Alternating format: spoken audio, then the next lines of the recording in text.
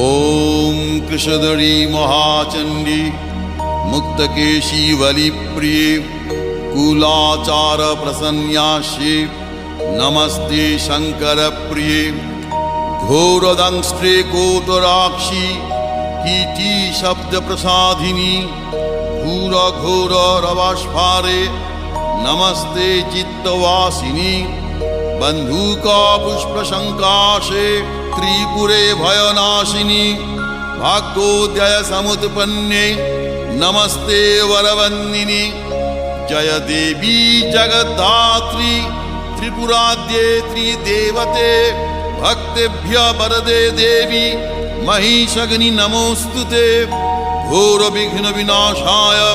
कुलाचार समृद्धये Namami Varde Devi मुंडमाला विभूषणे Raktdhara